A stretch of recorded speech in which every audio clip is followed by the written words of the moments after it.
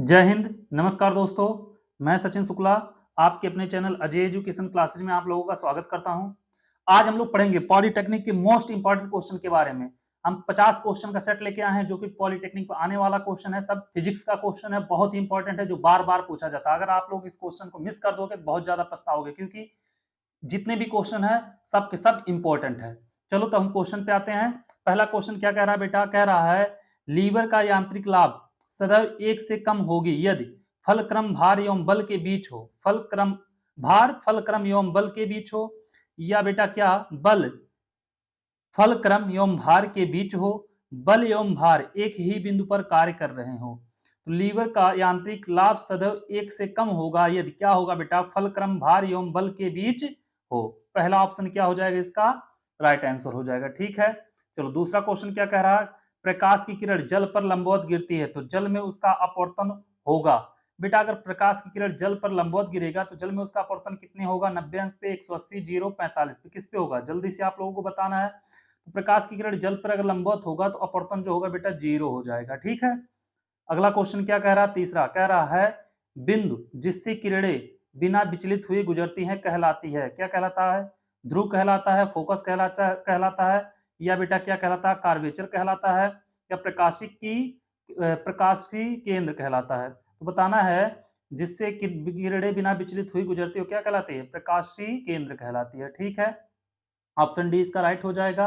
अगला क्वेश्चन क्या कह रहा है? पर्दे पर छत बनाने के लिए प्रयोग किया जाता है कौन सा? उत्तल लेंस, अवतल लेंस, दोनों कोई नहीं। तो बेटा पर्दे पे जो छवि बनती है उसको उत्तल लेंस प्रयोग करते हैं। ठीक है, अगला क्वेश्चन क्या कह रहा है? कह रहा है पराबैंगनी प्रकाश का स्रोत है विद्युत बल्ब, लाल गर्म लोहे की गेंद, या सोडियम वाष्प लैंप, या कार्बन आर्क लैंप। तो क्या है बेटा? पराबैंगनी प्रकाश का स्रोत लाल गर्म लोहे की गेंद हो जाएगा। ठीक है, इतना 5 क्वेश्चन आप लोग बहुत ही जल्दी कर लिए। चलते हैं अगले क्वेश्चन की तरफ, 6वें नंबर क्वेश्चन की तरफ। क्या कह रहा है? कह रहा है यदि किसी तरंग का आयाम दुगुना कर दिया जाए तो उसकी तीव्रता हो जाएगी कितनी होगी बेटा? 2 गुनी होगी, 3 गुनी होगी, 4 गुनी होगी, या नहीं बदलेगी, अपरिवर्तित रहेगी? क्या होगा बेटा? किसी तरंग का आयाम दुगुना कर दिया जाएगा तो उसकी क्या होगी? आवृत्ति जो तीव्रता हो जाएगी बेटा क्या होगी?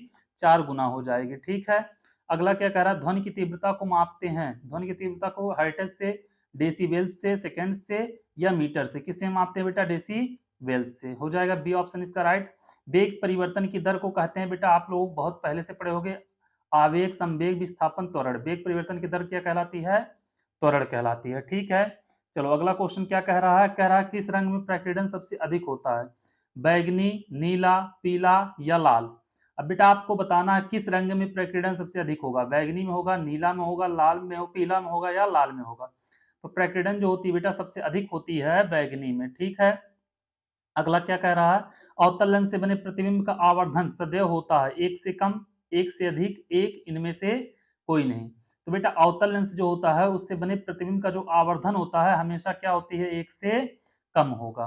बल का एसआई मात्रक क्या होता है? किलोग्राम मीटर प्रति सेकंड स्क्वायर, किलोग्राम मीटर प्रति सेकंड, किलोग्राम मीटर स्क्वायर प्रति second square, kilogram metre cube प्रति सेकंड। क्या होगा बल का एसआई मात्रक? बताना बेटा जल्दी से, कमेंट करो सब लोग। किलोग्राम मीटर प्रति सेकंड स्क्वायर। अगर आप लोग अभी तक वीडियो को लाइक नहीं किए हैं तो वीडियो को लाइक जरूर कर दें। ठीक है, चलो अगले क्वेश्चन की तरफ चलते हैं। अगला क्वेश्चन क्या कह रहा है?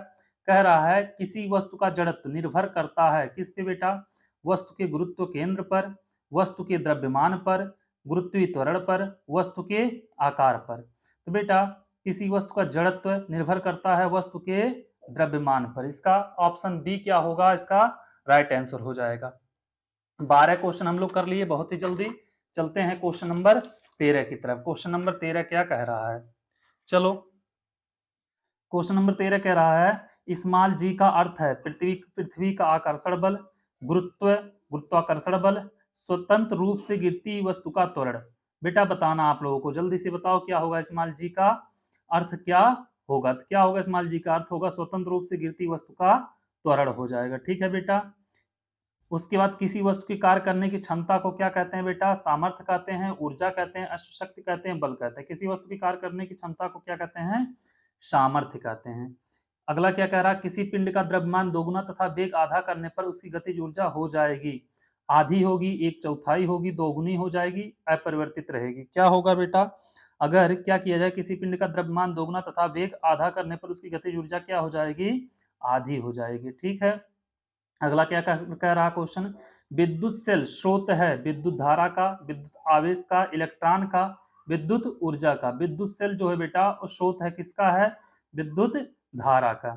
अगला क्वेश्चन क्या कह रहा है, फ्यूज तार का गलनांक उच्च होता है, कम होता है, परिवर्तनशील होता है, इनमें से कोई नहीं। तो क्या होगा, फ्यूज तार का जो गलनांक होगा बेटा वो क्या होगा? कम होगा।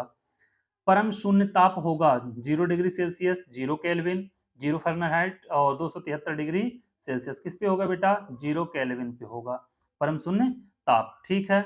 अगला क्या कह रहा है, निम्न में से कौन सी अदिश राशि है? बल, चाल, विस्थापन, आयतन। आपको बताना बेटा इनमें से कौन सी राशि अदिश राशि है। तो कौन सी राशि बेटा अदिश राशि हो जाएगी? इसमें से आयतन हो जाएगा। ठीक है, इतना आप लोग कर लोगे, कोई दिक्कत नहीं होगा। चलो आगे चलते हैं। अगला क्वेश्चन क्या कह रहा है, कह रहा है सही संबंध है। सही संबंध बताना बेटा, 1 वाट बराबर 1 वोल्ट प्रति एम्पियर, 1 वाट बराबर 1 वोल्ट गुणे 1 एम्पियर, 1 वाट बराबर 1/1 वोल्ट इंटू 1 एम्पियर, और क्या दिया, 1 वाट बराबर 1 एम्पियर बटे 1 वोल्ट। तो क्या होगा बेटा, इसका सही संबंध आप लोगों को बताना है। तो क्या होगा, 1 वाट बराबर, बताओ जल्दी से क्या होगा, 1 वाट बराबर हो जाएगा 1 वोल्ट इंटू एम्पियर। अगला क्या कह रहा है, दो सदिशों का परिणामी अधिकतम होगी जब उनके बीच का कोण कितना होगा बेटा? 0 डिग्री सेल्सियस, 90 या 60 या 30। दो सदिशों का परिणामी अधिकतम होगा जब उनके बीच का कोण कितना होगा? 0 डिग्री सेल्सियस होगा। बंद की को प्रदर्शित किया जाता है। बंद की को कैसे प्रदर्शित किया जाता है बेटा? इस टाइप से या इस टाइप से या इस टाइप से या इस टाइप से। बंद की को कैसे प्रदर्शित करेंगे बेटा? बंद की को यह हो जाएगा इसका बंद की। ठीक है। उसके बाद बल का सीजीएस मात्रक है। बल का सीजीएस मात्रक क्या होगा? न्यूटन होगा, किलोग्राम होगा, डाइन होगा, इनमें से कोई नहीं। बल का सीजीएस मात्रक क्या होगा बेटा? आप लोगों को पता होगा, बल का सीजीएस मात्रक होता है डाइन। ठीक है। अगला क्या कह रहा, सही संबंध है। सही संबंध बताना बेटा, tau equal to F into D, tau equal to F by D, tau equal to F plus D, tau equal to F minus D. Tau equal to क्या होता है? F into D. 24 क्वेश्चन हम लोगों ने बहुत जल्दी कर लिया। ठीक है, चलते हैं फिर आगे 25 क्वेश्चन से देखते हैं। जितने भी क्वेश्चन आप लोग कर रहे हैं बहुत इंपॉर्टेंट क्वेश्चन है। आप लोग एक एक क्वेश्चन को ध्यानपूर्वक देखें और इसको 1 से 2 बार रिवीजन भी करें, और वीडियो को शेयर और लाइक करना ना भूलें। बल आघूर्ण कहलाता, बल आघूर्ण, आवेश, किया गया कार्य, इनमें से कोई नहीं। तो बेटा बल आघूर्ण जो होता है वो कहलाता है किया गया कार्य, जो होगा वो क्या कहलाएगा? बल आघूर्ण। ऊर्जा का मात्रक है जूल गुणे सेकंड, जूल प्रति सेकंड, किलोवाट, किलोवाट घंटा। तो ऊर्जा का जो मात्रक होता है बेटा क्या होता है? जल्दी से बताओ, किलोवाट घंटा हो जाएगा। आवेश का प्रवाह होता है कार्य, ऊर्जा, विभव या धारा। क्या होगा बेटा? धारा हो जाएगी। ठीक है। अगला क्या कह रहा, ओम के नियम के अनुसार विभवांतर तथा धारा में सही संबंध है। वी अनुक्रमानुपाती आई, वी अनुक्रमानुपाती आई बाई क्यू, वी अनुक्रमानुपाती 1 बाई आई, इनमें से कोई नहीं। ओम के नियम अनुसार विभवांतर तथा धारा में सही संबंध होगा वी अनुक्रमानुपाती आई के। विद्युत ऊर्जा का मान होगा, विद्युत ऊर्जा का मान होगा क्या होगा बेटा? I square by I square into R T, I square by R T, I square by R, I square R by T. क्या होगा बेटा? आई स्क्वायर आर टी हो जाएगा। कूलाम प्रति सेकंड बराबर है वोल्ट के, ओम के, वाट के, एम्पियर के। कूलाम प्रति सेकंड किसके बराबर है बेटा? एम्पियर के। ठीक है। फिनाल फ्लेविलिन का क्षारीय माध्यम में रंग होता है गुलाबी, पीला, नीला, रंगहीन। क्या होगा बेटा? गुलाबी होता है। ठीक है, इतना आप लोग कर लोगे। अगला क्वेश्चन क्या कह रहा है, जब प्रतिबिंब अनंत पर बनता है तो दूरदर्शी की आवर्धन क्षमता बराबर होती है किसके? Minus F by F O. बेटा ऑब्जेक्टिव लेंस होता है, एक आई लेंस होता है। Minus F O upon F E के, plus F O upon F you के, एफ ओ अपान यू ओ के, you E upon F E के, you E upon F O के। किसके होगा? Minus F O upon F E के। कोण जो कोई वस्तु हमारी आंख पर बनाती है कहलाता है समकोण, क्रांतिक कोण, दर्शन कोण, इनमें से कोई नहीं। क्या कहलाता है बेटा? दर्शन कोण कहलाता है। वस्तु से बड़ा आभासी प्रतिबिंब किसके द्वारा प्राप्त किया जा सकता है? अवतल लेंस, अवतल दर्पण, उत्तल दर्पण, समतल दर्पण। किससे किया जा सकता है बेटा? अवतल दर्पण से। ठीक है। दूरदृष्टि दोष को दूर करने के लिए उपयोग में लाते हैं? अवतल उत्तल लेंस, समतल अवतल लेंस, उत्तल अवतल लेंस। क्या लाते हैं बेटा? उत्तल लेंस लाते हैं। एसआई पद्धति में पृष्ठ तनाव का मात्रक है न्यूटन प्रति मीटर, न्यूटन प्रति मीटर स्क्वायर, डाइन प्रति सेंटीमीटर या डाइन प्रति सेंटीमीटर स्क्वायर। तो क्या होगा? न्यूटन प्रति मीटर हो जाएगा। एसआई पद्धति में पृष्ठ तनाव का मात्रक जो होगा न्यूटन प्रति मीटर हो जाएगा। ठीक है, इतना कर लोगे आप लोग, कोई दिक्कत नहीं होगा। चलो आगे देखते हैं। सदिश राशि है किस कौन सी बेटा? दूरी, चाल, वेग, द्रव्यमान। बेटा सदिश राशि बतानी है आपको, तो कौन सा होगा? दूरी बेटा कोई सदिश राशि तो है नहीं, चाल भी नहीं है, द्रव्यमान भी नहीं है, तो वेग क्या हो जाएगा? सदिश राशि हो जाएगा। अनुप्रस्थ तरंगे उत्पन्न की जा सकती हैं ठोस व गैस में, ठोस व द्रव में, गैस व द्रव में, ठोस द्रव व गैस में। अनुप्रस्थ तरंगे बेटा तीनों में, ठोस द्रव गैस तीनों में उत्पन्न की जा सकती है। निकट दृष्टि दोष निवारण के लिए प्रयोग किया जाता है अवतल लेंस, उत्तल लेंस, अवतल तथा उत्तल दोनों, उपरोक्त में से कोई नहीं। तो कौन सा बेटा? निकट के लिए अवतल लेंस। मानव नेत्र में रेटिना पर बनने वाला प्रतिबिंब सीधा होता परंतु उल्टा दिखाई देता है, उल्टा होता है परंतु सीधा दिखाई देता है, सीधा होता है सीधा दिखाई देता है, उल्टा होता है उल्टा दिखाई देता है। क्या होता है बेटा? होता तो उल्टा है लेकिन सीधा दिखाई देता है, इसलिए ऑप्शन बी क्या हो जाएगा? राइट हो जाएगा। विद्युत ऊर्जा मापने का यंत्र है, क्या है बेटा?